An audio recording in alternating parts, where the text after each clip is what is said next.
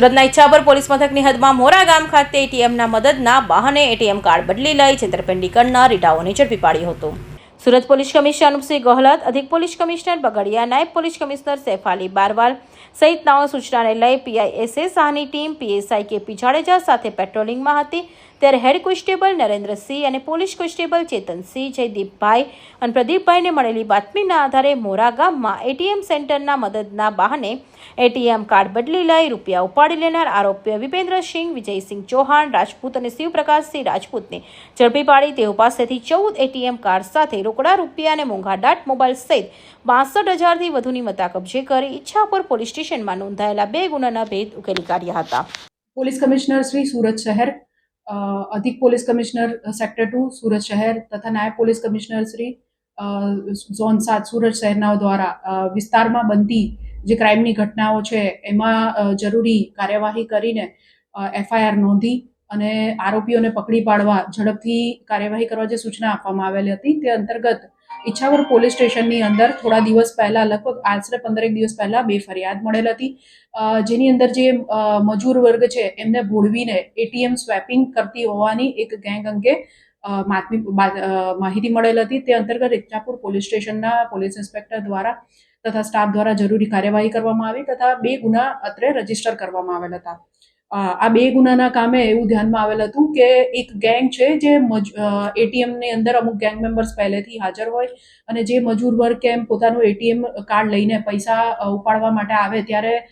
વ્યક્તિને વાતોમાં ભોળવીને તેનું જે એટીએમ કાર્ડ છે એ લોકો સ્વેપ કરી લેતા હતા અને એને બીજું ભળતું કાર્ડ પધરાવી દેતા હતા અને અત્યારે એટીએમ ચાલુ નથી, નેટવર્ક કનેક્શન છે એવું સમજાવીને ભોળવીને અને વ્યક્તિને મોકલી દેતા હતા અને આ સમગ્ર પ્રક્રિયા દરમિયાન તેનું કાર્ડ સ્વેપ કરવું તથા સાથે સાથે એકવાર એનું જ્યારે પહેલીવાર કાર્ડ એટીએમમાં નાખે ત્યારે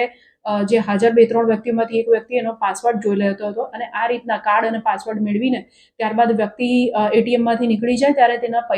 તેના કાર્ડનો યુઝ કરીને જે પૈસા છે એટીએમમાંથી વિડ્રો કરવામાં આવતા હતા. ઈચ્છાપુર પોલીસ સ્ટેશનની ટીમ દ્વારા હ્યુમન ઇન્ટેલિજન્સ અને ટેકનિકલ વર્કઆઉટના કરીને આ 2 જે ગુનાઓ છે એની અંદર કુલ 3 આરોપીઓને અરેસ્ટ કરવામાં આવેલ છે. ગુનાની વિગત જોઈએ તો આ બંને ગુનાના કામે કુલ 83,000 રૂપિયા ટોટલ આ ગુનામાં ગયેલ હતા, જેમાંથી આશરે 62,500 જેટલી રકમ રોકડ, 3 મોબાઈલ ફોન તથા કુલ 14 એટીએમ કાર્ડ આ 3 આરોપીઓ પાસેથી મળી આવેલ છે. આરોપીઓની વિગત જોઈએ તો વિપેન્દ્રસિંહ રાણા, વિજયસિંહ ચૌહાણ તથા શિવપ્રકાશસિંહ રાજપૂત એમ 3 આરોપીઓને જે ઈચ્છાપુર પોલીસ છે તેમના દ્વારા અરેસ્ટ કરવામાં આવેલ છે અને આ 3 આરોપીઓ મૂળ યુપી પ્રયાગરાજના રહેવાસી છે તથા સુરત ખાતે ઈચ્છાપુર પોલીસ સ્ટેશન વિસ્તારમાં મોરા ખાતે આવીને છેલ્લા સુરત શહેરના અલગ અલગ વિસ્તારોમાં રોકાઈ અને મોરા ખાતે આ રીતના 2 એટીએમ ખાતે તેઓએ આ પ્રકારનો ગુનો અગાઉ જણાવેલ જે એમઓ છે એ પ્રમાણે મજૂરોને ભોળવીને આચરેલ હતો. અગાઉ પણ આ કોઈ આરોપી આવું કૃત્ય કરતા પકડાયું કંઈ ખરું? ના, અત્યારે તો આ 2 જે ગુના રજીસ્ટર થયા છે એમાં આ ગેંગ જ પકડાઈ છે.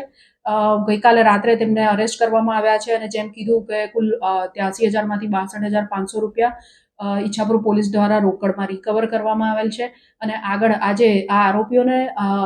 અરેસ્ટ કરીને કોર્ટમાં રિમાન્ડ વગેરે મેળવવામાં આવનાર છે અને આ ગુનામાં એ લોકોનું આ સુરતમાં કાં તો બીજી કોઈ પણ જગ્યાએ આ પ્રકારના ગુના આચર્યા હોય તે અંગે વધુ તપાસ રિમાન્ડ મેળવ્યા પછી હાથ ધરવામાં આવશે.